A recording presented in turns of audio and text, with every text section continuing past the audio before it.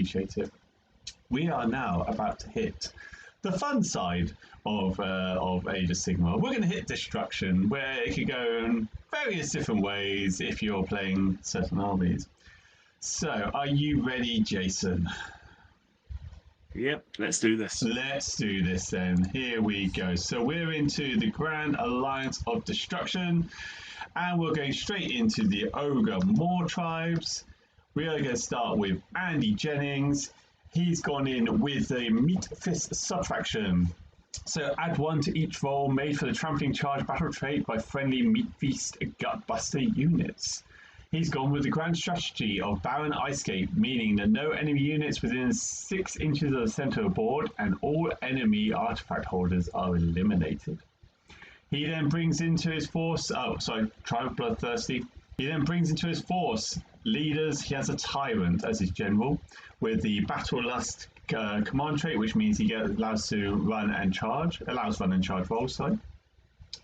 The artifact of power is Splatter Cleaver. Now, this is kind of a cool one. At the end of the combat phase, if wounds were inflicted with this weapon, all ogre units wholly within 12 inches of the bearer heal D3 wounds. They then get to add a big name to their ogre heroes. In this instance, he's gone with Brawler Guts, which means he counts as a monster for the Trampling Charge ability, essentially meaning that he does mortal wounds on a 4-up. He then has a second Tyrant in with a hand-carved Gnarlstone icon and has the same big name. We then have our first involvement of Kragnos. Battle line wise, he has 3 units of standard Iron Guts and he has an Iron Blaster. Wrapped up in a battle regiment with a 1-drop and 1940. He's a global BCP ranking of 1726. Jason, your thoughts on this one?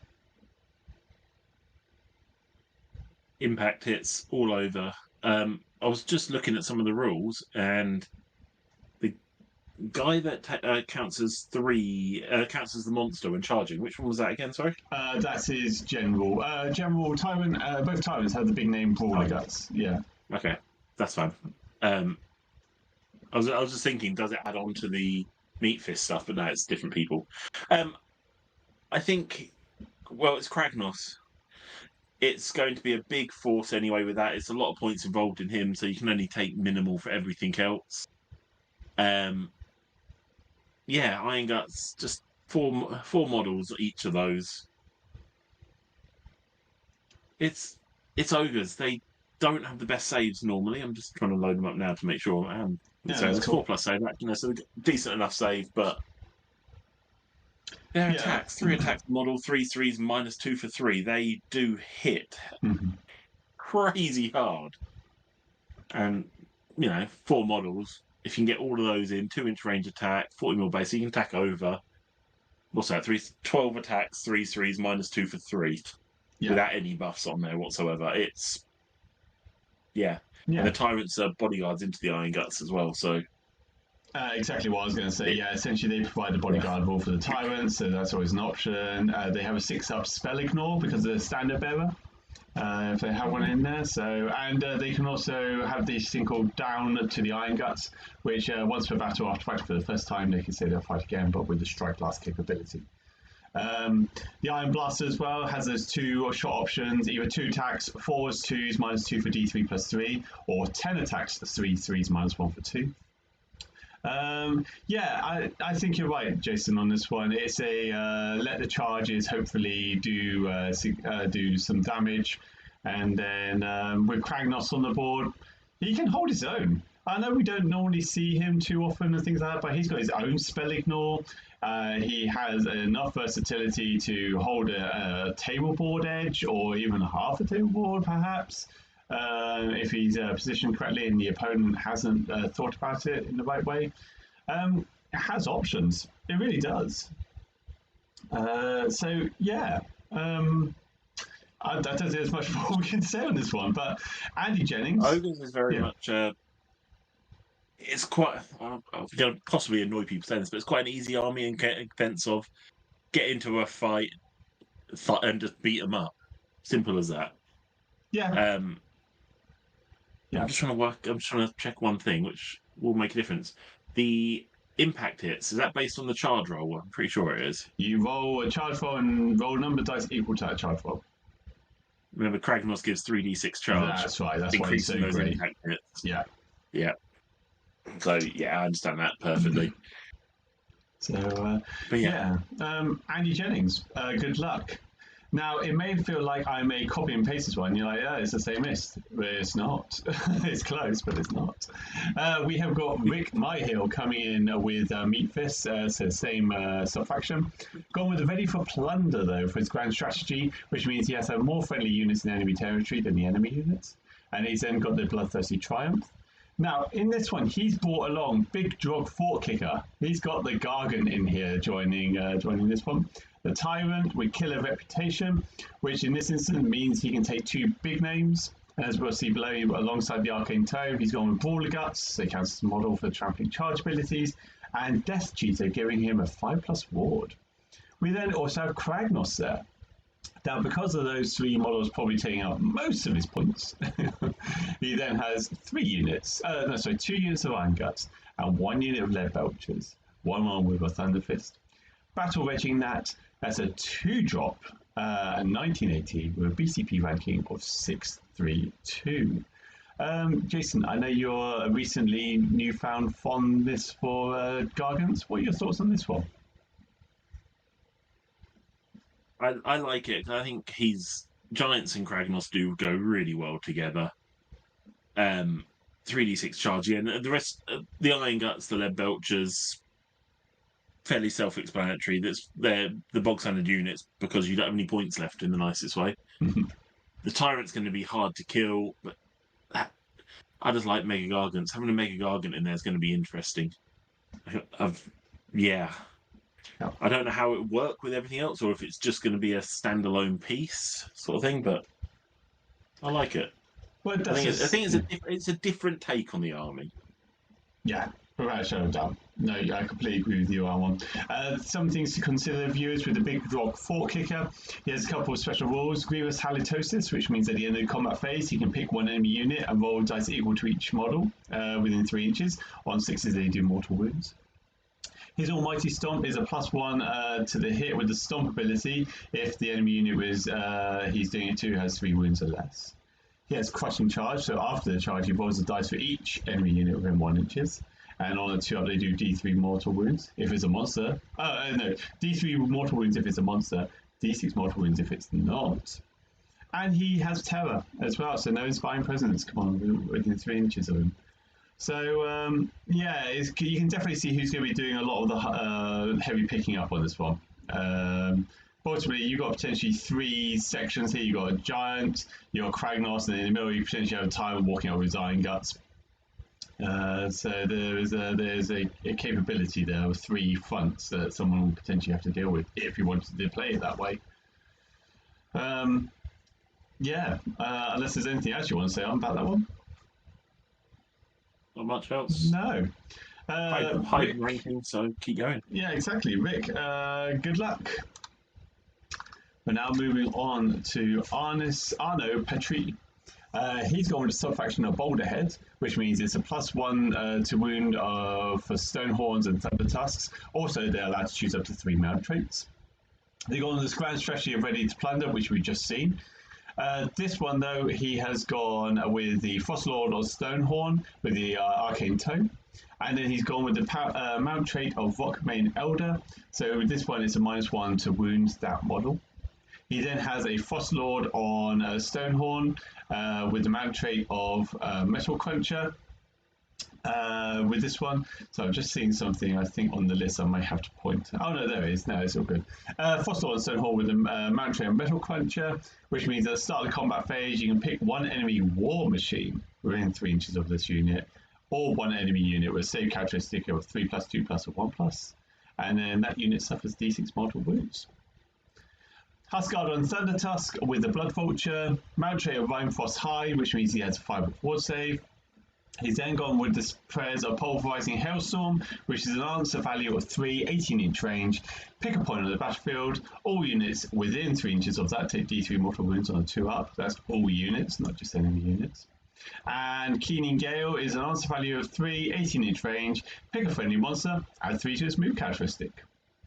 He then also has a Butcher with a Tenderizer and Golden Hoarfrost. And an Icebrow Hunter as the general, because that's what I was just checking out. I can't see his general in this list. Touched by the Everwinter, which means he gains a Priest keyword. And as a consequence, he's also given him Keening Gale. And then he's, because he's already is he already a Priest? Warlord. Yeah, is he a Priest though? Because he only gets to choose once prayer. Yeah, the Warlord enhancement is an extra prayer because he's got 2 on the Huskard as well. Thank you. That's right. Yeah, no, you're right.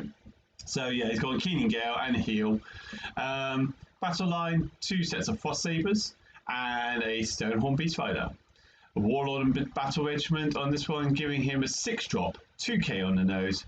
We don't have a BCP ranking for him, no, but a different list. Jason, your thoughts? 4 mammoths, basically, is going to be hard to stop. That's going to come straight into you, do crazy wounds, and just go ham when you're aligned. It's going to be very much just, can you withstand that initial charge for this? Mm-hmm. And that is going to be a challenge in itself, and then to bring them down. But I in general, I really like this list. I think it's got a lot of potential there, just because a lot of big monsters. I'm not going to Frost Sabers. I would have expected to be more sort of like screens and stuff, but or little objective grabbers, that sort of thing, rather than actually anything really to use. Yeah. From what I've seen of the Icebrow Hunter, he is pretty good, but I haven't really looked into him much at the minute. Wikipedia's just wanted to break, but yeah. It's up to you if you want to just pull it up. In the meantime, I'll just pull up some extra rules on this one, though. With the Frostlord and Stonehorn, he has a 12-inch bubble, which is a +1 to charge for his Beastclaw Raider units, which this is clearly what he's going towards on this one. His Frost Spear has 4 attacks, which is 3 3s, -1 for 3 damage. But any 6s to wound against an enemy hero or monster will cause a -1 attack on their melee weapons until the end of that phase. Kind of cool. Huskard on Thunder Tusk has a -1 to hit on melee weapons that target this unit. So that's a -1 to hit, -1 to hit, and then he's got a 5 ward save. That's right, yeah, ignore what I was going to say on there. And the Butcher, if he successfully unbinds a spell on a 2+, he heals a wound. Oh, typical destruction on this one. If he rolls a 1, he actually takes a mortal wound.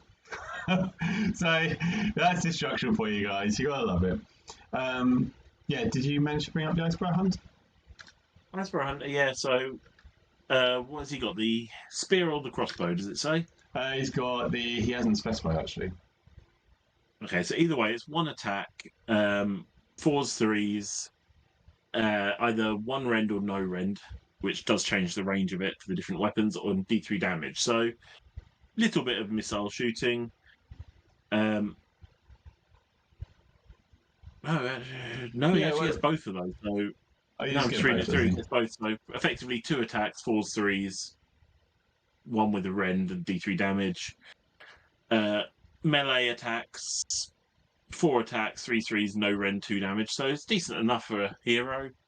Nothing too crazy, but it's not great. You can see where his benefit comes on. He has a thing called Masters of Ambush, which means he can set up in reserve. But at the same time, he can also take Frost Sabers with him. And then they get set up with him when he resets up. So that's always kind of cool. And then you also got a command ability at the start of the charge phase. Essentially, this can only be issued by this unit. It must be Frost Sabers that receive it. But when you attempt the charge, you can change one of the dice in the charge roll to a 4. So, it has potential. It's a hard one. At least he knows that he can keep his Icebrow Hunter back and just send off the BCR units there. So it gives options, definitely. But yeah, that's Bleachclaw Raiders for you guys. A lot of big monsters. Arno, good luck, sir. Going on now to David Ashford. He's gone with the Underguts subfaction, which means he gets to add 1 to all friendly lead belchers and iron blasters.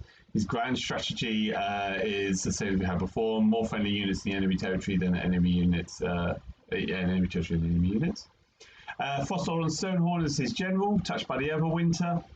So that was he gains a priest word, priest keyword. Sorry, he has the arcane tome. He's gone with the Rockmane Elder mount trait, so -1 to wound him, and then he's got the heal prayer. He then brings in a fire belly with the spell Billowing Ash, which is a casting value of 6 in a 12-inch range, and basically creates a 12-inch bubble, -1 to hit for attacks against friendly units, as long as they're within that bubble. He then brings a butcher who has the artifact power of the gruesome trophy rack. Now this is a 12-inch bubble once again, +1 to hit for friendly gutbusters that target either a monster or a hero. And that will pull in some of his models that we're about to go through. Battle line though, he has a Stonehorn Beast Rider in there with a Blood Vulture. He has 2 units of Mornfang pack, and then he has 2 Iron Blasters and a unit of Lead Belchers. Using the Warlord Battalion and the Ender Spell Geminids of Ogres, he has 9 drops. Haven't got his points on here for some reason, not sure why, but he sits at a BCP ranking of 3573. Now, whilst Jason, I assume, is checking points, I'll just go through. Yeah, I'll just go through a couple of things. The Fire Belly actually has his own individual spell called Cascading Fire Cloak, which I thought was pretty cool. Casting value of 5 in a 3-inch range. Each enemy unit in range on a 4-up takes D3 mortal wounds, and in addition, the Fire Belly gets a 5-up ward. Kind of cool. In addition to that, his Fire Belly has a Fire Breath shooting attack, which is equal to the attacks are equal to the unit size up to a maximum of 10. And the other thing I would also point out, Mornfang, they're always kind of unseen or unheard of. It's a -1 to wound them against missile weapons that target that unit.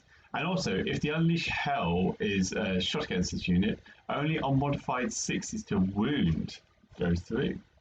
So nice kind of little rules to keep in mind there when it's being used. Jason, yours. 2,000 points on the nose. Thank you, Jason. 2,000 points on the dot. Yep. Your thoughts, then, sir? Less big monsters, but a much more rounded list. Iron Blasters, you know what they do. They're gonna shoot like crazy. The Mornfang pack, I think you are right. You don't see them that much, but they've got a lot of potential there for those guys. Yeah. They're not that expensive for what they are. They've got speed enough anyway. Lead Belchers, once again, just crazy shooting. So I think it's a much more rounded list, this one, which does make me like it a little bit more, but then I like the mammoths. I like big monsters. There's a lot of shooting in there. But yeah. Okay, there's enough shooting in there. Like I said, I think it's got a good balance between shooting and actually in your face, slam it hard with the BCR units. Yeah, and with that +1 to the end for the Lead Belchers and Iron Blasters. You can't complain. Cannot complain. So David Ashford, good luck, sir. That is our final Ogres list that we had to play on. Now we're going to go into Gloomspite Gits, and we've got one mean Mother Hubbard here. That's right. It's me, guys. It's me. Yes, so I am bringing Gloomspite Gits to the tournament. I put aside my Fire Slayers, 4-1 with them once, and I'm like, yeah, God, I'm done with them. Let's just try something else. I'm coming in with the Glogs Mega Mob, which essentially means that Troggoth units get regeneration in the hero phase and immediately after fighting. I've gone with the grand strategy of chasing the moon, so essentially I've got to keep my general alive and ensure he's affected by the Bad Moon for at least 3 battle rounds. And I went for the Indomitable Triumph because if you don't and you're Gits, then you're doing something crazy. But here we go. We've got a Dankhold Trog boss as the general. He's gone as the Alpha Trog, which means that he is cast as a monster and adds 2 to his wounds. He then has the Glowy Howsit, which you'll see quite often on this, which is a 4-up ward save for him. But if he is forced to use it any time at the end of that phase, he has to roll dice, and on a 1 he eats it and loses that 4-up ward. Gotta love destruction. I have a Madcap Shaman in there with a Moonface Mommet, which means at the start of the combat phase I get to choose 1 enemy unit within 12 inches of the Madcap Shaman, and it's a -1 to the save. Yeah, additional minus to the save. And then I've given him the Hoarfrost spell. I've then brought Zarbag in and given him the spell Itchy Nuisance. And then I have a Loon Boss as well. Battle line wise, I have a reinforced unit of stabbers, so that's 40 stabbers, 6 Fellwater Trogs, 3 Rockgut Trogs, Zarbag Skits come along with Zarbag for free charge, 10 lovely Loon Smasher Fanatics, the Gobberpalooza, which I've given them the Hand of Gork, and 10 Boingrot Bounders. Coming in with a Battle Regiment and a Warlord, I'm a 5-6 drop, which I'll explain in a second, 1990, and a BCP ranking of Order 2s, 2. So, yes, I'll just go through a couple of things on this one. Basically, the reason why it's 5-6 drop is it classes the Loon Smasher Fanatics as a drop, except when you put down a Moon Clan unit, you can then say that the Fanatics are set to the side, so they don't count as the drop. With this, so Zarbag comes in with a couple of nasty little spells. He has the Jealous Hex on his War Scroll, which is a casting value of 6, 18 inches. He gets to select an enemy hero, and if he's successful, they do not benefit from any positive modifiers to the hit, wound, or save rolls. He also has the spell of Face the Bad Moon, casting value of 5, 9-inch range, and the enemy unit is, if there's an enemy unit in combat, they are forced to retreat. If they can't retreat, they take d6 mortal wounds. So, gotta love it, gotta love it. Other than that, though, it's all pretty straightforward. The reason why there's 6 Fellwater Trogoths is because people who know me know that I'm cursed by the dice. It's joking, but trust me, speak to my comrades and everything, they know I'm cursed. And having 2 units of 3, I just don't get any vomits through. So unit of 6 just hopefully adds a little bit more to it. Someone's asked, can we fit more Fanatics? We could if I wanted to, but you know what? 10 is enough because it's bloody hard getting themselves on the board, I've found at times. So in this instance, 10 seems like a nice little round number for them. But that is my army. Jason, your thoughts, sir? First of all, your dice rolls. I still laugh at the fact that you had a 3-inch charge to get a battle tactic. You failed it. You re-rolled it. You failed it. Yeah. I always laugh at that one. That's your rolls. Yeah, no, I've thought this one from you a few times. And like people are saying, those Fanatics, they're scarily good. Very flimsy, like most grots and things, but really damn good in combat.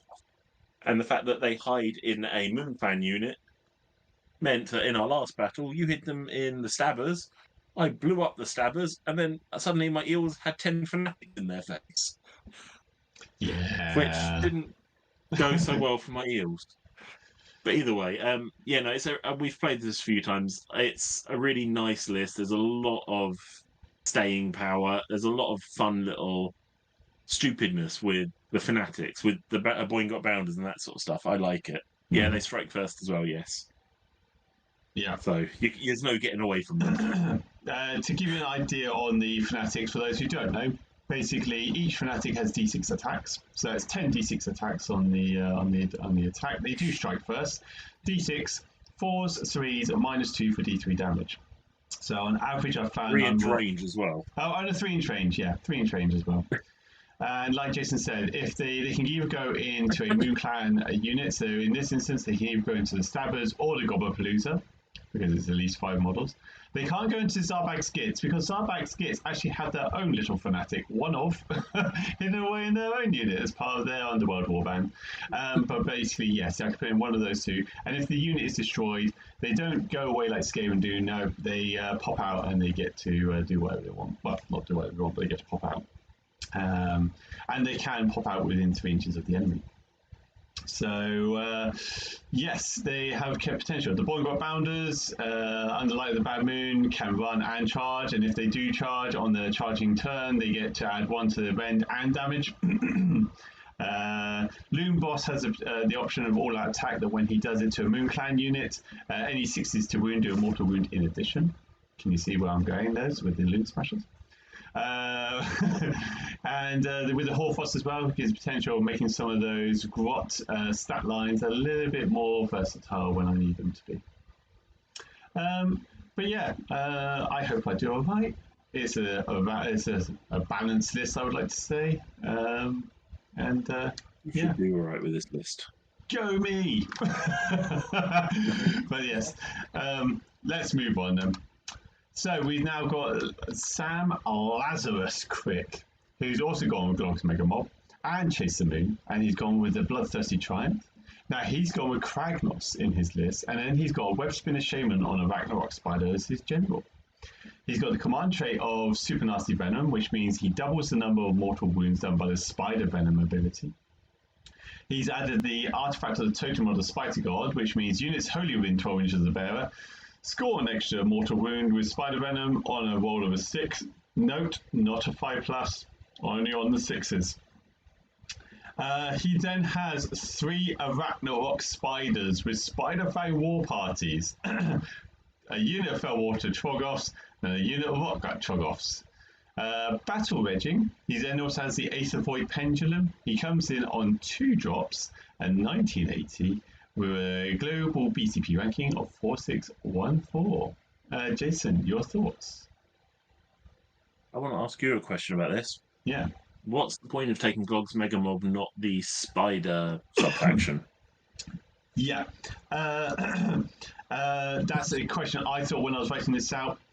I was very surprised that Sam chose Glog's Mega Mob over the Spider one. The Spider one, essentially, I believe it's I can't remember what the Spider one does. I need to get right here. I'll have a quick look, but I would have Grimskull. That's this Grimskull, isn't it? I'll have a quick look, but I was very surprised. Grimskull basically, if a friendly Grimskull Arachnarok has been set up in ambush, you can then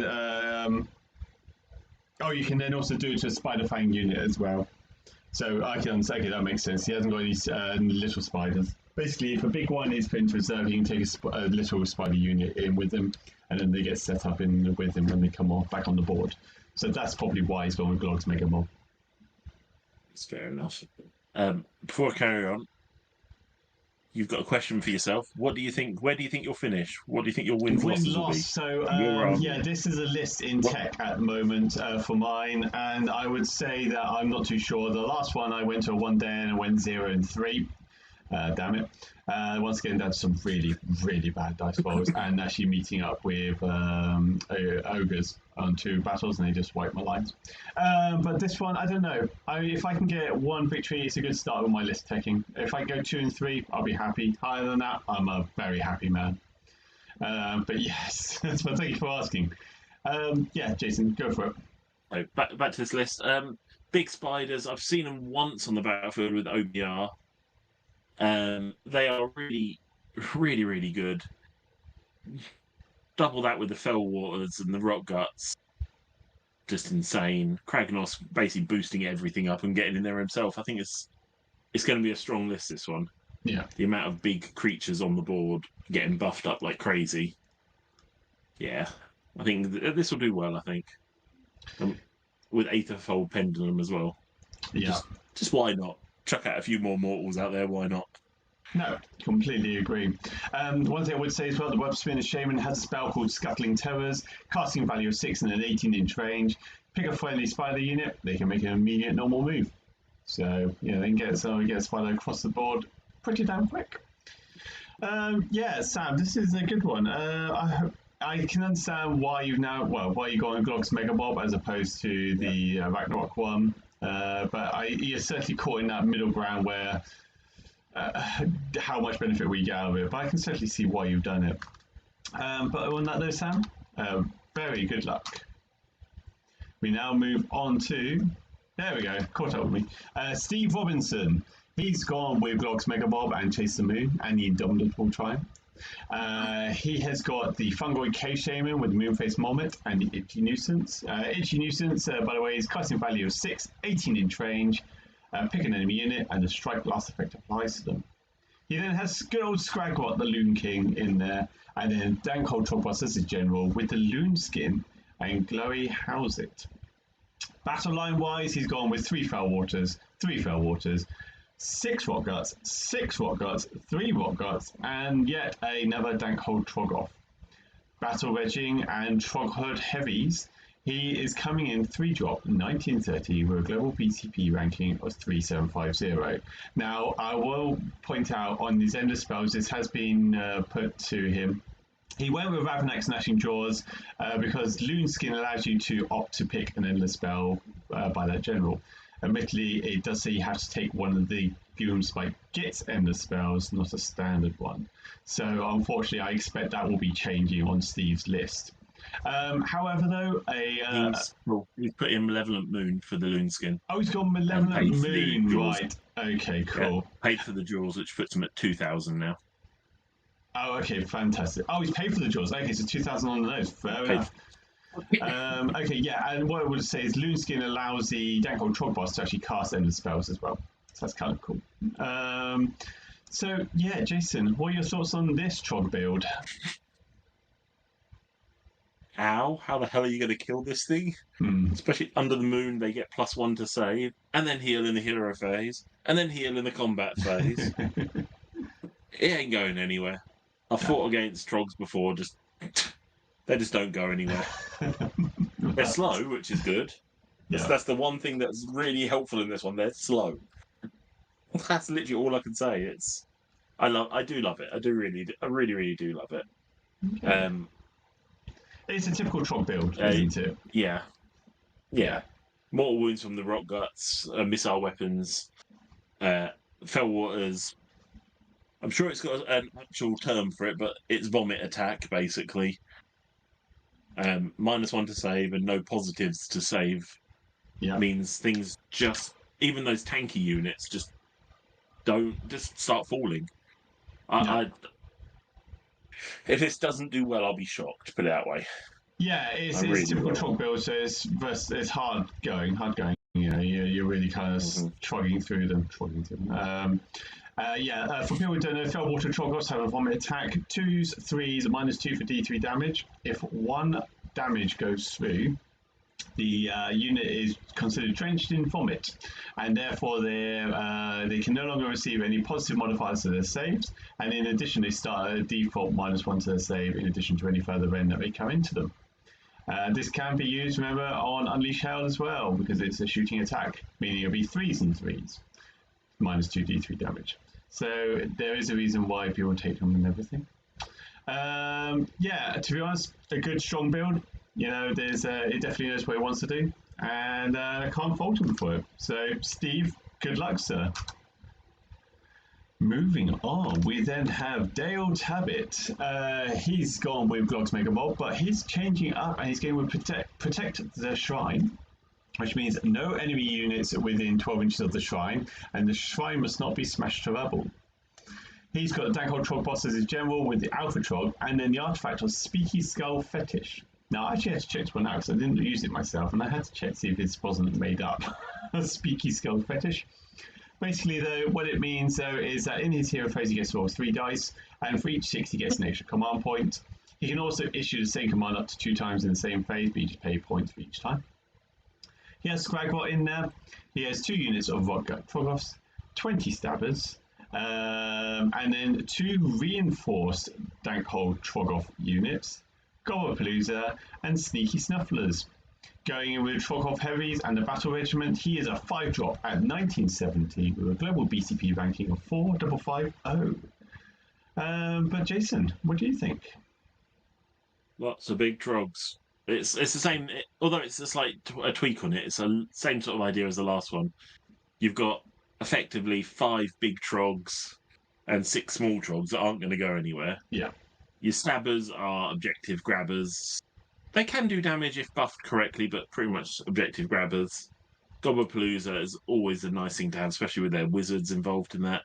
Sneaky Snufflers, I cannot remember what they do, but I'm sure you do. Yeah, so Sneaky Snufflers, that's one of the reasons they've probably taken them, is because in the hero phase they can choose to hand out mushrooms. If they do, they cannot move at that turn. But basically, you roll dice. If you're under Light of Admin, you add 1 to the dice. On a 1 or 2, nothing happens. On a 3 to 5, you get a 5-up ward. And on a roll of a 6+, you get a 5-up ward and +1 to your attacks.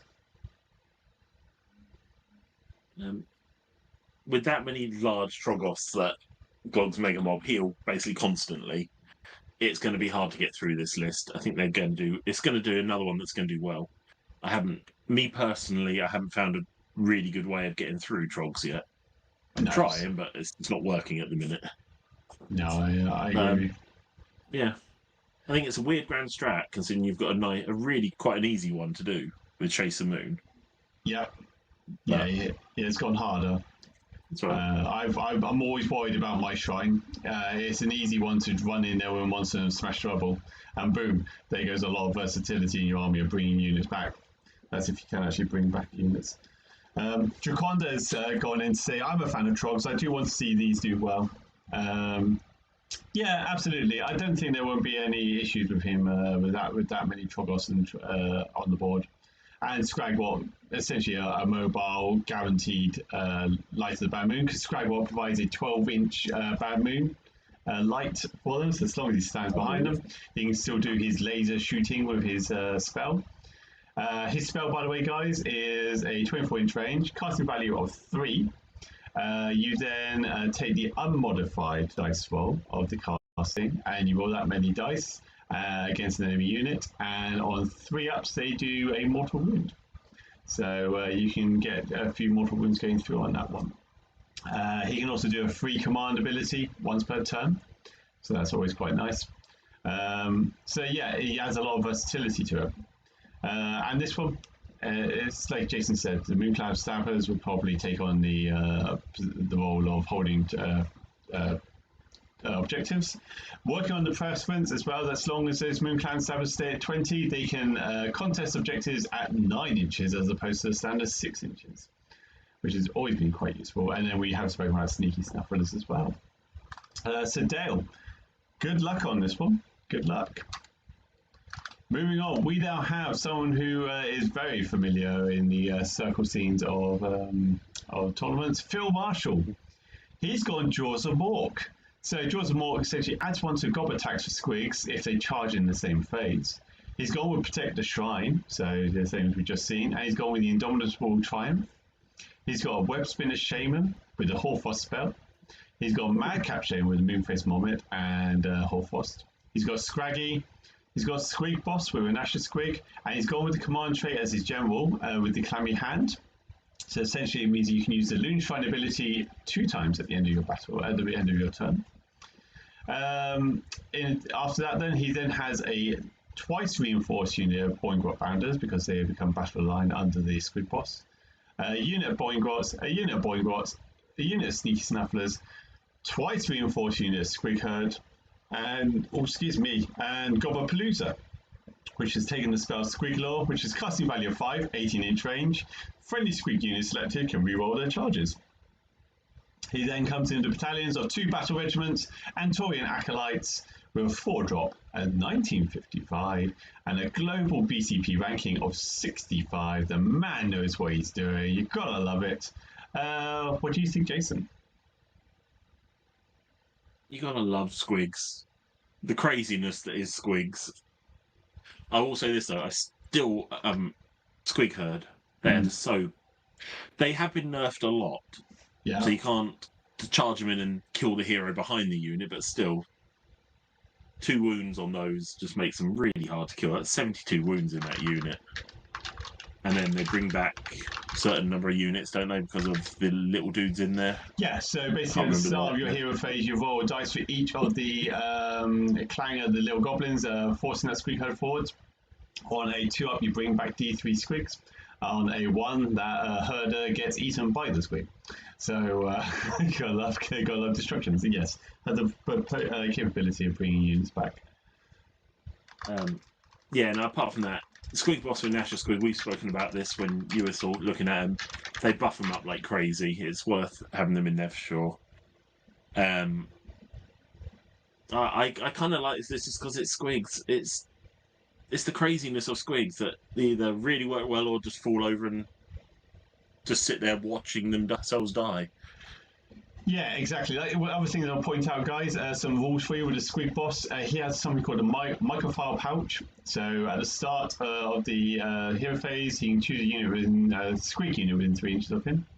And then he can either add 3 to their move, He can make unmodified hits of 6 with the gob attacks, do a mortal wound in addition, or you can add 1 to the gob attacks. So you can do that to 1 unit each hero phase, each of his hero phases. He can also do a thing called once per battle called Release the Squigs.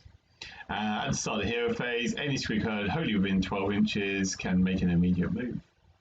That's Squig herd, so unfortunately Boygrotts don't take advantage of that. But yes, you're right. The Boygrott Bounders with their additional rend and everything when they charge. The Squig herd, if they do run away on Battle Shock, which they will do because they cannot be given command abilities, on a 3-up, they will do a mortal wound to the nearest enemy unit wholly within 9 inches of them. So yeah, Phil clearly knows what he's doing with this one. It's an army that I would love to kind of try and manage myself with Jaws of Morp. I'm waiting until it kind of calms down a little bit more and then I might try it out. But Phil, we hope you do really well on this one because I think you deserve the potential of it. So good luck. We now move on to JB Leno. He's gone Jaws of Mork as well, and he's gone with the Overshadow grand strategy, which means he has to eliminate all enemy battle line and have at least 1 alive for himself. He's gone with Dankhold Trogboss as his general, and he's gone with the Loonskin capability. Although, Jason, do you want to just check to see if he's chosen an endless spell? So I don't think we have one on here. But in the meantime, he has the Glory House Artifact, which is the 4-up ward save. Scraggy is in there again. And he's got Madcap Shaman with the Staff of Sneaky Stealing, which is a +1 to his casting. And then each time he successfully unbinds with that Madcap, he has a further 1 to casting rolls for the rest of the battle. He then has the Merciless Blizzard spell. Battle line wise, he has a reinforced unit of Troggoths, 1 unit of Fellwaters, 1 unit of Fellwaters, unit of Boygrotts, 12 Squig herds, and then 2 versatile, very fun Mangler Squigs. Core Battalion Warlord, he is a 10-drop, 2k on the nose with a battle ranking of 6232. And he's bringing in Scuttletide. Scuttletide, okay. So, Scuttletide is the spider endless spell, which is if you start, add, or finish a move within so many inches of it, you take mortal wounds. I'll need to have a look at that in a second. But Jason, your thoughts? Sorry, I was looking at rules to Scuttletide. Sorry, Jason. It's kind of similar to your list in the terms of bounders and trogs sort of thing. The Mangler Squigs, I've fought them before. They have failed horrifically. I've fought them before and they've wiped out everything. So yeah. I love the fact that it's a giant squig that has so many attacks. It's scary. But big bases, they have the ability or something that they can charge afterwards, can't they? Or jump over afterwards. And that's right. So giant squigs, or the Mangler Squigs, have been monsters. They get a monstrous action which is called Giant Boing. So after they've done the charge move, they make a 3d6 fly move, but must finish within 3 inches of the enemy. Now, one thing to take in consideration when you do a charge with the Mangler Squigs, they all do impact hits. So you do the impact hits first, and then you do your monstrous action after, so it bounces over whatever you're attacking.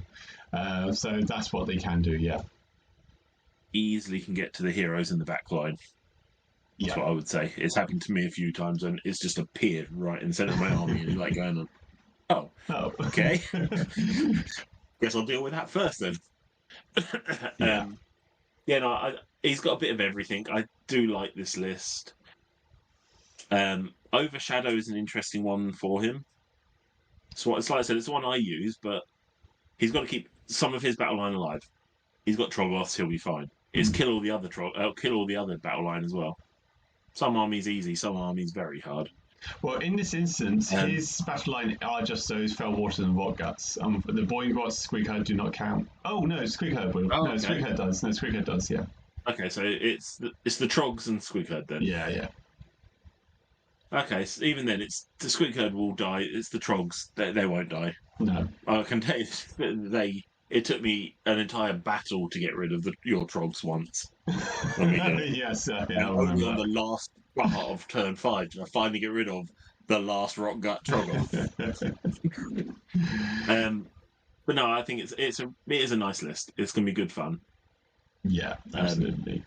Skull Tide. Scuttle Tide. Yes, essentially you set it up and then it makes a move, and then once it's made a move, you roll 8 dice for. You pick one unit wholly within one. Pick one unit within 1 inch of the end of the spell and roll 8 dice. For each 5 up, they take a mortal wound. In addition, roll 8 dice for each unit that finishes a normal move, run, retreat, charge within 6 inches of its end of the spell, and for each 5 up, it suffers 1 mortal wound. So. Yeah. Now, admittedly, that can affect his own unit. It's only Spider Fang which are not affected by that. So be careful there, JB. But yeah, I think you're right. It's a nice rounded list. And good luck to you, JB. Moving on, we now have David Clarkson coming in. He has brought a subfaction of King's Git, which means he gets to re-roll the dice roll for the Loon Shrine unit return. So basically, the Loon Shrine, at the end of your turn, you get to roll a dice for any destroyed units. On a 4-up, they can come back at half strength.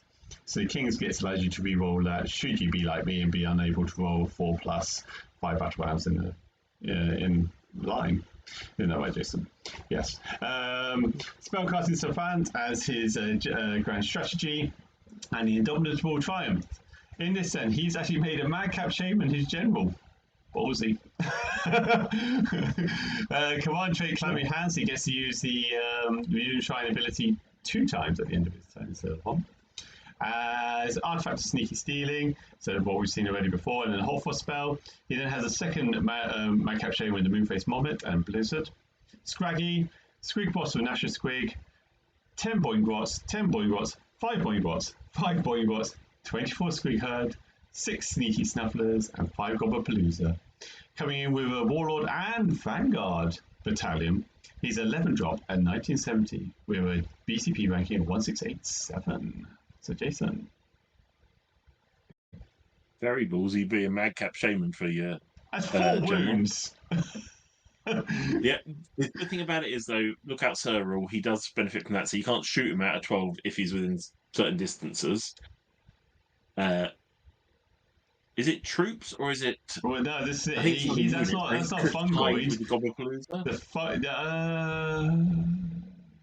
No. I think that exists. So the fungoid has the thing where you can't focus him 12 inches out. But I just mean look out Sir. Yeah, the only unit he can actually do that with is the Squig Herd. You have to run alongside the Squig Herd, which you don't want your Madcap Shaman sprinting in within like a couple of inches of the Squig Herd because they're going to go into the enemy. Yeah. Keep talking. I'm just checking that. No, it's cool. It's that cool. will make a big difference. If it does affect the Gobblepalooza, it does actually make him quite survivable. Yeah, okay. Survivable. Point, yeah, just surround him. Otherwise, yeah.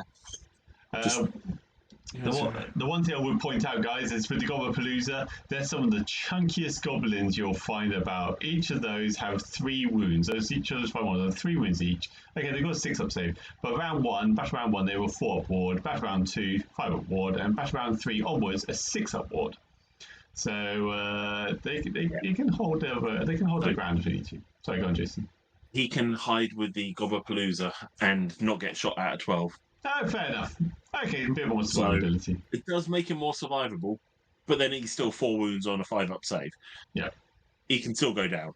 Yeah. The Gobblepalooza aren't exactly overly powerful either. No, they're definitely a synergizing force as opposed to doing anything more than that. But yeah, it's still a good army. I like it. I like Squigs. I don't necessarily want to play with them, but I do like having them playing against them because they're good fun. Yeah. Part of it is just part of the game I like is having a bit of a laugh with it, having some fun. And I think that's right. That's one thing with Jason and myself that we've taken into consensus here is that we're taking forces that are essentially, well, we consider them fun. It was unfortunate Jason's list has become somewhat meta for ADK. But yeah, generally though, I just like that. Yeah, exactly. But yeah, we brought our list in. Mine's just a well-rounded list. I just wanted a bit of everything. But yeah, likewise though, David. Good luck. It should be a good one for you. We're coming into the final Doomspite list, and this is our good old friend Toby Resnick. He's taking, and I'm pretty sure people who are watching and everything, the bravest general indeed on that last list, Rash down. He's bringing his loved prize Grimskull army. He is a Spider-Fang enthusiast. He has done so well with them. Won't be too surprised if he's actually #1 ranking for Grimskull. Or these Spider-Fang armies.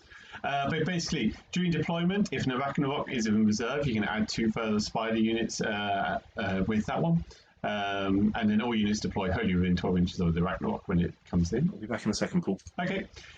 He has the grand strategy of chasing the moon, which means the general must survive and be affected by the moon for at least 3 battle rounds. He's got the triumph of Bloodthirsty. And in this, then, he takes a Scuttle Boss on Gigantic Spider as his general, with Super Nasty Venom as his command trait, which means it doubles the number of mortal wounds done by the Spider Venom ability. And he has the artifact of the Headdress of Many Eyes, which means that only unmodified hits of 5+ score hit. Now that is both shooting and combat.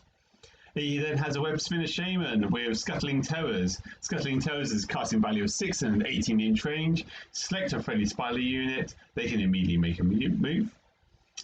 He then, because of his Warlord Battalion, he's then got a second one where he's got Merciless Blizzard. He then has a Web Spinner Shaman on the Ragnarok Spider with Scuttling Terrors again, and Sneaky Distraction. Sneaky Distraction is casting value of 7 and a 12-inch range, and then it's a -1 to hit while within the bubble, while the enemy units are within the 12-inch bubble, it's a -1 to hit for them. He then has 3 more Scuttlebusters on Gigantic Spiders. One of them with the Totem of the Spider God, which we've seen before. Units wholly within 12 inches of the bearer score an extra mortal wound with the Spider Venom on a roll of 6 up, not 5 up. Battle line, he's got 5 Spider Riders, 5 Spore Splatter Fanatics, 6 Sneaky Snafflers, and 20 Moon Clan Stabbers. And then he has a Arachnarok Spider with Spider Fang War Party, and then 2 Skitter Strand Arachnaroks. Now, those Strand Arachnaroks have the capability of being set up in reserve. They can come back in, they can come down in as per normal rules apply.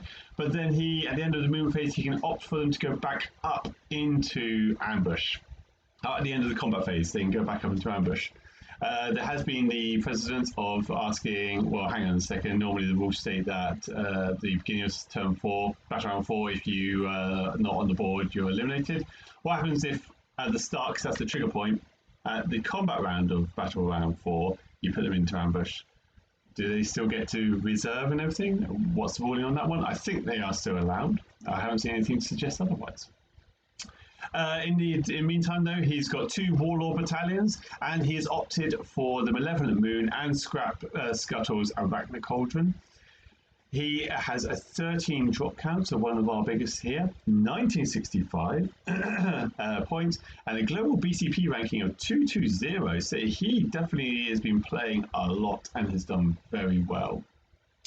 I would ask Jason what he thinks of this one, but I'll kind of do his thoughts anyway, because we both have spoken, played against, and we know Toby relatively well and everything. It's a great list. You should see his army. He's done a lot of modifying on it to try and make it stand out and everything, and he's a great fella in its entirety. From his army though, you can certainly see that he's gone heavy into the spiders, and it will work for him. He has the option to bring the Spider Riders into reserve if he so wishes to, which will be a very good option for him. Sneaky Snufflers are going to do things for his spiders, giving them potentially the 5 ward and possibly the attacks. Moon Clan Stabbers are in there to give, to hold the objectives whilst the other models are running around. And the Spore Splatter Fanatics is something we haven't seen so far. It's something that I would consider myself. And basically what they do is they have 2 main abilities. One, they block line of sight, both ways by the way, as I found out the hard way. They block line of sight, so you have to shoot them. You can't shoot through them or over them or anything like that. And once you're wholly within 9 inches of the Spore Splatter Fanatics, +1 to your melee attacks.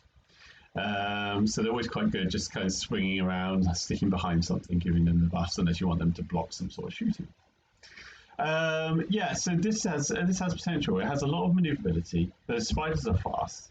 They can go down, but he has got a lot on the board to kind of give him that potential, and I think that's why it works so well. as Charlie has said, Colonel Cabbage in the chat and everything, Toby's actually rank 2 in the UK right now. Just goes to show that he may be playing with his army and everything and having a lot of fun with it, but he can make it work. So yeah, with that in mind, he has a lot of potential. And with those 2 endless spells, Malevolent Moon, giving an additional Bad Moon radius available if you get it on the board. Scrap Scuttles of Arachno Cauldron has potential. Basically, the person who casts it can no longer move, but they get access to the whole lore of the Bad Moon lore, spell lore, and they can choose, and they can also do an extra spell. So, you know, it's nothing to be shunned at, but you are kind of stuck in one place when you cast it. Toby, though, sir, I think you've got a great list there. We know you do well, and we always enjoy seeing you there. So, good luck, sir. That is our last GSG, Gloomstalker Gets Army. So we're now going to move on to Orc War Clans. Now, James Elson, let me just have a quick drink, hang on a second. James Elson is one of the Rusty Nukes, one of our group. So good to see him joining in. He's coming in with the Cruel Boys. And he's gone to sub-faction of Grinning Blades, which means friendly Grinning Blade units are not visible to enemy units more than 12 inches away. Wow. And then he's got the grand strategy of Crump 'em all. Fewer than 3 enemy units at the end of the battle. That's another ballsy one. He feels confident. Leaders. He has Gobsback, which is almost a must-take for lots of orc armies at the moment. We'll explain why in a moment. He has a Swamp Corner Shaman and a Pop Grot ×2. One with a Sneaky Miasma, which is a casting value of 6 and an 18-inch range. Pick a friendly monster in range. That monster can move, in this instance, Gobsback. The other one has Choking Mist, which is a casting value of 7, 24-inch range. You get to pick 1 point on the battlefield within range invisible. All units within 6 inches are affected, and -1 to the attacks of the affected units. Okay. He then has a killer boss on Great Gnash Tooth as his general, going with super sneaky. In this instance, the command trait basically means pre-game, he can teleport 1 unit anywhere on the board 9 inches outside of the enemy. His artifact is the Beast Killer Slop. With that one, once per game, when within 3 inches of a monster, he rolls a dice. On a 1, it does nothing. 2 to 5, they suffer d6 mortal wounds. On 6, it suffers 2d6 mortal wounds. So pretty good. And then he's gone with the Fasten Mount trait, which in this instance means that once per game again, he can do a hero phase move. He's then got Swamp Boss Scumdrek in there as well, so good to see on that one. Battle line wise, he has got a unit of Gut Rippers, 2 units of Hobgod Slitters, and then 2 Beast Skewer Killbows, and then 2 units of 6-man Skewer Bolt Boys. Core battalions, he has gone with the Antorian Acolytes and 2 battle regiments, and then he's also gone with the Endless Spell of Emerald Lightswarm. He is a 5-drop at 2,000 points with a global BCP ranking of 2153. He has potential. Now, once again, looking at this then, the great thing about Gobsback is capability to undermine spell casting, which as we know is so prominent at the moment. With his capabilities, if he successfully dispels a spell, dispels or unbinds, the wizard who did it takes d3 mortal wounds, and if it's a 10 or more, they take d6 mortal wounds. That's every time he successfully unbinds or dispels. In addition to this, though, he then has that capability of the shooting with the kill bows and the bolt boys, giving him some versatility potentially against monsters or just normal shooting. And then his Gut Rippers and Slitters also have that movement capability alongside the killer boss on Gnashtooth. So James Elson, we know him quite well and everything. He has played Orcs pretty much all as long as I've known him. So he definitely knows how to use them. He normally plays the Iron Jaws, but in this instance it's gone Cruel Boys. So with that then, James, I would say good luck on this one, definitely. Draconda said, Yeah, a list is one thing. The pilot is the player, and another thing is entirely different. Even units that people might question can possibly be played in multiple ways in hands of a pro. Yeah, and I assume just when we've just been talking about Toby and everything, it's like these units are all out there for us to consider and use and whatnot. And you can either shun them and say, no, you know what, they're not going to work or anything like that, and you won't. But in the hands of certain individuals, they can be devastating. And so we shouldn't actually kind of disband or the idea that just because Grimskull is not necessarily taken fraction, it doesn't have merit. It does. And like with a number of these factions that are available, some people may palm them off saying no, but you get them in the hands of some of the best players in the world and they will make them work. So I completely agree with you, Jaconda. Absolutely. James Elson, good luck though, sir. We'll see you there. We then move on to Jack Perryman. He's also taking Cruel Boys, and he's taking the Grinning Blades, the same as we had before. He has the grand strategy of in and out lads, which for some reason they haven't put down what that does, so I'll find out shortly. He has the Bloodthirsty Triumph though, and with this then he has Gobsmack, very similar to before, two Swamped Call of Shames and Potgrots, both of them actually were Merciless Blizzard this time. He has a killer boss with Stab Grot. He then has a Snatcher boss on Sludge Rake Beast, who is his general. His command trait is super sneaky, so basically after deployment he can pick one Cruel Boys unit and reset it away anywhere on the battlefield 9 inches away from enemies. He has the artifact of power called Mork's Eye Pebble. Once per battle in the enemy shooting phase, the bearer and all units wholly within 12 inches have a 5+ ward. It's not too shabby, is it? Not too shabby at all. And then he has the Fasten mount trait, which allows him to make a once per battle hero phase move.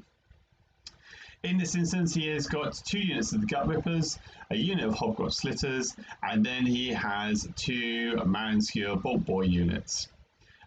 Core battalion-wise, he's gone with the Antorian Acolytes, 2 Battle Regs, 5-drop at 1980, with a global BCP ranking of 8270. I need to check what the in and out does, so I do apologise whilst we're doing this. But in the same sort of instance, it is certainly another army that we've just seen, very similar to what we've already played with, just went through, is that he's doing some versatility with the movement, and he's also doing the versatility with the shooting as well, giving a bit of a all-round option. The potential capability with the spells as well gives him some option there, and just an all-round good list. Just going to do a quick look though, unless anybody knows in the chat and could tell me in and out. I'm just checking the totally legit Wahapedia, because we know that's totally allowed and everything like that. In and out, in and out. I can't see it at the moment off the top of my head, but I will keep looking. If anyone does know in the meantime, though, please do drop it in there and I'll be forever grateful. But we should move on, though, and I'll say good luck to Jack on that one. Hope you do well. We now move on to Chris Riley. Chris Riley is taking Bone Splitters. So a good fun list here. He's gone with the Icebone sub-faction, which means that wounds of 6s do mortals equal to the damage characteristic and the attack sequence ends. His grand strategy is Wah, which essentially means general or backline is wholly within the enemy territory. Leaders, he's got Savage Big Boss as his general with the command trait of Great Hunter, which allows him to do a pre-game move. It can be moved also up to 8 inches instead of 5. He's got a Wargog Prophet, because you've got to love seeing him with the Glowing Tattoos, which is a 4-up ward save for him instead of his standard 6-up. And then he's got Horfrost. A Maniac Weird Knob with the mount trait of Fasten, as we've already seen. And then the spell of Glowy Green Tusks, which is a casting value of 5 and a range of 18 inches. He picks a friendly unit and he improves the rend of their mount attacks by 2 until your next hero phase, and that will help considering he has gone Boar Boy heavy.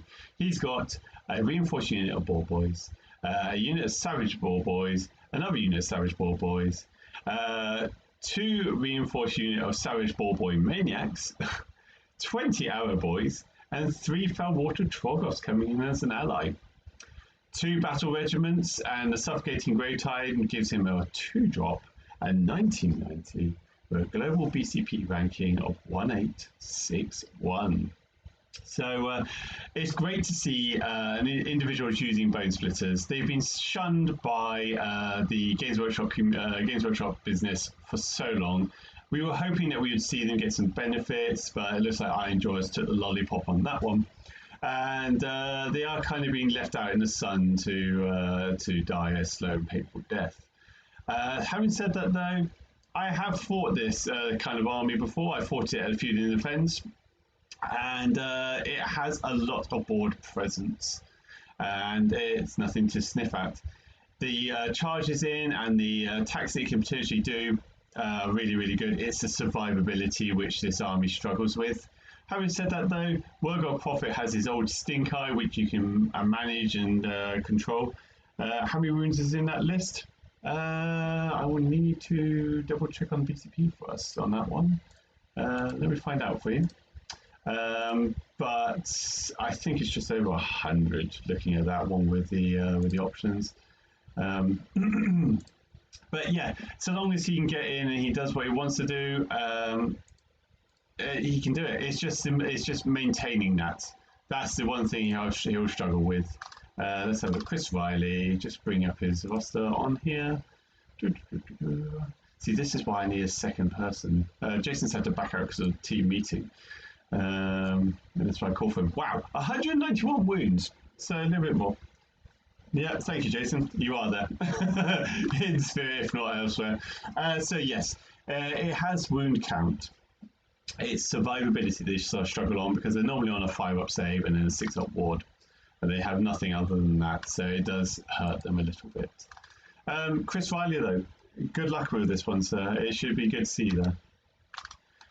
Going on then, we have Clarkson James coming in with a big War sub-faction. He's gone with the Spellcasting Savant grand strategy, and then he's got a very mixed list on this one.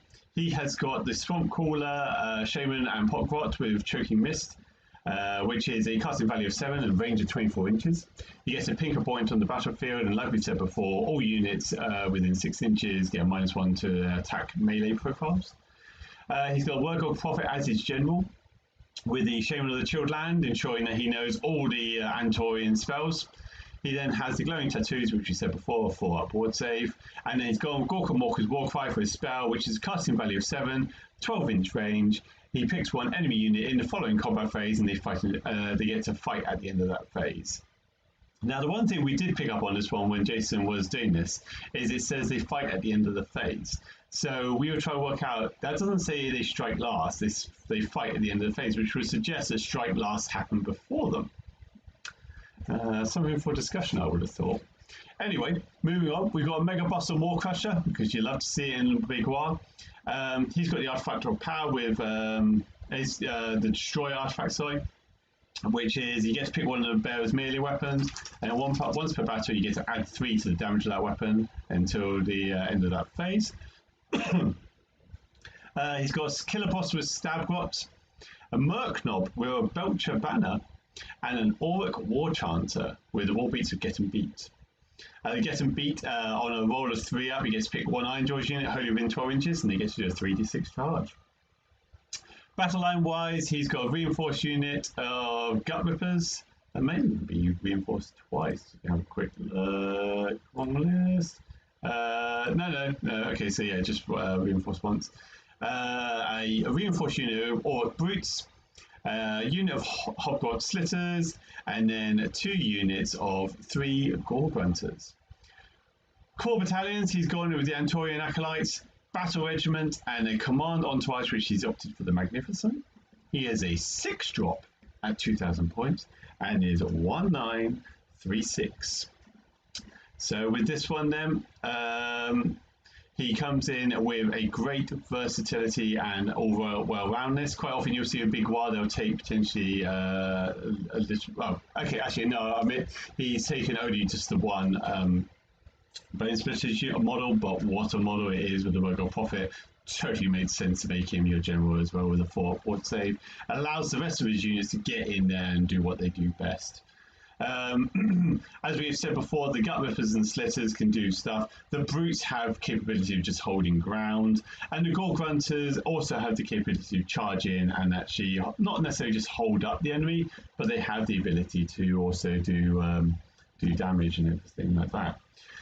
With the idea of the battle regiment, keeping those the drop count low, and also managing to get the Antorian acolytes in there as well. He's got a good versatility overall on this one. The Maw Crusher is seeing better days. And I'm sure as we go into the big pig spam and future lists like that, we'll probably see the Maw Crusher take a sidestep for the short term. But it's not to say it hasn't got its own merit. It can still do stuff. Give it its opportunity and it will kill what it lands next to. So do not rule it out. Clarkson James, good luck on that one. We move on now. I just had a message from Jason. He really wants to be here for the Sons of Bear map, and it's coming up next because this is our last Auric War Clans. So sorry, Jason, if you can't make it, I'll do it without you. Craig Namvar, should I say, is also taking Big War. Okay, so on top of that, he's then gone with the Crumple grand strategy. So have fewer than 3 enemy units on the battlefield. He's got Gobsback in his army, Orc Weird Knob Shaman as his general, and he is touched by the War, which means before attempting to cast a spell, you must pick a unit within 6 inches. They suffer D3 mortal wounds, and you get to add the wounds caused to the casting roll. Slightly different. He also then has Hoarfrost as his spell. He's then got a Mega Boss or Maw Crusher. With the Destroyer artifact and the faster mount train, allowing him to move once in the battle in the hero phase. Orc War Chancellor with a fixing beat. 3 units of 5 Orc Brutes, and then 2 reinforced units of Orc Gore Grunters. With a battle regiment, he is 2 drop at 2,000 points. We don't have a BCP ranking for him, unfortunately, but generally a strong list. Hang on a second. So yeah, what do we see here? It has potential of getting up and into your face with the Maw Crusher and those Gore Grunters. I've faced a similar sort of army before, actually through James Elson, where he just has so many Gore Grunters on the battlefield that they do just clog up the wall because they are big pieces. The Maw Crusher as well, doing what they do, they can certainly hold you up. The Brutes, I assume, will be used to be capturing objectives, but they do also have their own versatility to it and the ability to actually have some attack prowess when they want to. Gobsback holding up the defense on the magic front, while you've also got the Weird Knob Shaman and the War Chancer around doing what they can do for the army. The Orc War Chanter can always help with the Brutes or the Gore Grunters, as long as you can keep up with them. And generally, yeah, other than that, just having a look through our notes on this one, you've got to take into consideration that the Gore Grunters are 5 wounds on a 4-up save. They also have impact hits when they charge. The Orc War Chancer, in your hero phase, you can pick 1 friendly unit within 15 inches of this unit. Until the next hero phase, they +1 to damage. So potentially you can put it onto the Maw Crusher, you can do it onto the Gore Grunters, or you can do it onto the Brutes, whichever you prefers. You'll probably likely see going onto a Maw Crusher. The Maw Crusher itself, well, let's do a little bit of detail on this one and everything. He can issue the same command ability up to 3 times, only using 1 command point, which is absolutely phenomenal. If he kills a model, then for the rest in a battle round, then for the rest of the battle, he gets +1 to his wounds and +1 to his attacks for the rider, not the mount. So this is where you get to see this Maw Crusher really adding and adding and adding. He also, with the Stomp monstrous action, is more dangerous because normally it's D3 mortal wounds, but you add the value of the table on his War Scroll, which starts at 3. If you kill the unit and you're more, it starts at 3. And then if you kill the unit and you're more than 3 inches away from enemies with the Stomp, you can then actually move an extra D6 inches and Stomp again. Wow. So yes, that has capability. That has capability indeed. Craig, it's good to see that you're coming along, and we wish you the best of luck. I am sorry, Jason, but this is the last Auric war lists we have to do, I am about to go into the OBR army lists. So I do apologise, guys. Jason wanted to be here for this, and he was hoping he'll be out of his meeting at this point, but unfortunately he's not going to be able to. So let's move on. We are now with Arthur Trombelter. He's brought the Stomper tribe. When the general issues a command to a Man Crusher unit, you can do it the same for all other Man Crusher units without any more points being spent. It also gets extra damage from the Man Crushers. There's +1 damage for enemy units that have 10 to 19 models, or +2 for 20 or more models.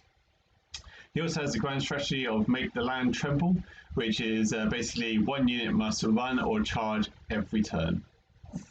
Very easy, very easy. Leader-wise, he has a Gatebreaker with the artifact of the Vial of Manticore Venom, which is the universal one, +1 to wound for weapon profile of his choice. Easy, cool. He has Kraken Eater with a Nullstone Adornment with a hand-carved Nullstone icon.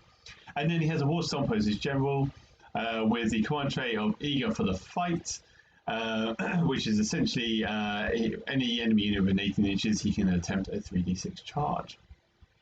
He then has the artifact of Amberbone Totem, which allows him to run and charge. So get that. Battle line wise, he has 4 Man Crusher Gargants, coming in with core battalions or bosses of the Stomp and Footsloggers. He comes in on a 3-drop at 1990. So unfortunately, no BCP ranking for Dear Arthur. But let's just take into consideration what this brings along. The Gatebreaker provides no inspiring presence within 3 inches. You can also trade melee attacks for a one-shot chance of 4+ to suffer 4d6 mortal wounds. Now this sounds crazy. You just give up all your attacks, you do 1, and you can get it down to hitting on 2s. And then if you also do best day ever for him, find this out, you can get him hitting on 2s, wounding on 2s. With a -3 or -4 rend, I think it is, and 4d6 mortals. You know, it could do damage, but it's only 1 attack. You're essentially putting all your eggs into 1 basket. The Kraken Eater can kick objectives 2d6 inches.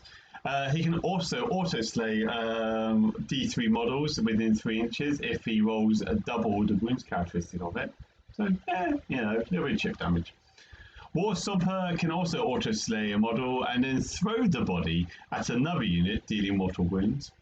He also has the Titanic Boulder Clubs, which attacks are equal to the number of models within 3 inches of him, to a maximum of 10.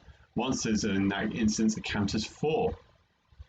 And then the Man Crusher, Man Crushers, should I say, if within 15 inches of a Mega Gargant, they can also run and charge. So that general may not be alone when he goes running up that battlefield. I know this looks quite cool and everything. It's not much to say, to be honest, when it comes to Sons of Behemat. It's one of these armies where you'll see lots of big models or a veritable mixture of big and small. In this instance, though, Arthur, I think you've got a good list, and I hope you do well. Moving on, we have actually got Matthew Goldsborough taking Sons of Behemat. Once again, he's gone with the Stomper tribe, and then he's also gone with the grand strategy and make the land tremble. So quite a nice easy one. This one though, he's gone a little bit different. He's taken Kragnos into it. He then has a Kraken Eater with the Arcane Tome. And then he has a War Stomper as his general within the Escapable Grip, which means he gets to re-roll both dice rolls for the hold body ability. I assume that's the one which we were just talking about, where he gets to throw a body. And then he has the Amulet of Destiny, which I think actually, I don't know if this it does still exist. It does still exist. So the Amulet of Destiny, yeah. Is also available on there. At the same time, then, he has 2 Man Crusher Gargants with a Battle Regiment and Bosses of the Stomp. He also has the Ace of Void Pendulum, hence why there's the Arcane Tome there. Global BCP ranking 41 for this gentleman. We do know, well, I'm sure many of you know him and everything. He's 2-drop at 1970. Now, Matthew has gone to various armies that I'm aware of. And it does make you wonder what his mindset is with the Sons of Behemat list on this one. He's really good. Like, Charlie just saying in the chat here, Matt Goldsberry is ranked 3 in the UK and has won at least 3 UKTCN events in the past. He's already won 2 golden ticket events. He's like spamming them out, isn't he? That's what he plans to do. That's probably why he's gone with Sons of Behemoth on such a list. It's like, I don't need it. It'd be cool if I get a 3rd ticket. It's all good.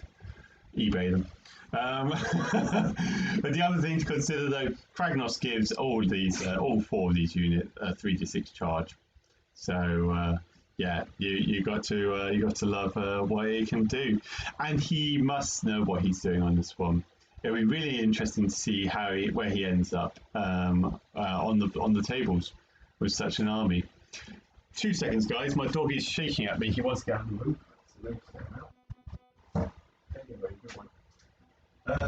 So Matthew, we hope you do well, sir. Colonel Coverage, a 46 is instead of attacking, you just roll 4+. It's good when you're hurt or debuffed. Oh, I thought it was his all-out is it once, but he can choose to do all instead of doing all his attacks, just as one attack, and then it's like normally it's 3s and 3s minus something for 46 damage. But if it's not, fair enough. I'll put my hands up. I'm not a Sons of Behemoth player myself. Never actually put much attention to them. It's only because Jason recently has shown interest in them that I've actually been hearing more about them. And to be honest with King Broad's thing coming out in the Harbinger's book, I wouldn't be too surprised if we see a bit more of them coming out on the battlefield, as they can actually hold their own at times. But Matthew, I'm thinking of the Beast Smasher. Thank you, Charlie. Thank you. See, I thought I knew something. I'm not completely out of it. Although, Matthew, good luck though, sir. We hope you do well. And then finally, our final Destruction faction and also final Sons of Behemoth list, Richard Corner. Doing exactly as the last 2 have done with Stomper Tribe and Make the Land Tremble. He's also gone with the Triumph Inspired. This one actually has King Brod in his list. He has a Gatebreaker with the Amberbone Totem as his artifact. He then also has a War Stomper General with the Pouch of Null Dust as his artifact. And he's gone with the command ability, command trait, of Furious Temper. So basically, once per battle, he gets to fight on his top bracket, regardless. And then he has 3 Man Crusher Gargants. With the core battalions of Bosses of the Stomp and Foot Sloggers, he is a 2-drop. 1890 with a BCP ranking of 4478. Probably our lowest pointed army at the tournament here, but you have to sympathise with Sons of Behemoth. You can't pull anything else in, not at 110 points, so totally respect why he's so low. So yeah, King Brod, being the priest that he is, he can do 1 prayer with 3 effects. Essentially, it's an answer valuing of 3, and it's +1 to he gives a +1 to trying to roll as well if he kills a monster. He has Shatter the Mountains, which is +2 move to all Sons of Behemoth units. Might of the Earth, he can heal D3 to all Sons of Behemoth units. And Pummel All to Dust is a +1 to rend to certain weapons. This is okay. So he's a priest with his 1 prayer, and this is what all his prayer does, sort of thing. Okay, but he gets +1 to try if he kills a monster. +1 to rend on certain weapons. In this instance, it would be the Obelisk of Tor, Crania for Brod, the Menhir Club for the Beast Smasher, Shipwrecker War Club for the Kraken Eater, Titanic Boulder Club for the War Stomper, Fort Crusher Flare for the Gatebreaker, and Massive Club for the Man Crushers. So, an extra rend is nothing to be shunned at. This really hangs on if he rolls a 3-up prayer. You're absolutely right there, Charlie. He's absolutely right. Having said that, though, King Brod is not one to kind of snuff at. He has versatility, and it's just like with the other giants. He has the potential to do something if he wants to. But with Sons of Behemoth, potentially quintessential swinginess, as big as their clubs flying around. Saying that, though, Richard Corner, we hope you do well in this one. Like I just said, though, guys, this is the last Destruction faction that we have to go through. So thank you. If you're still here and you're still listening to me whittering on, especially about Jason here as well, then I applaud you because my voice can be so monotone at times. Having said that though, if you are in and you haven't left a follow with us, please do so because it helps us no end. We're now going to go for a 10-minute break before we come into the final faction of Chaos, and then we'll be able to go from there.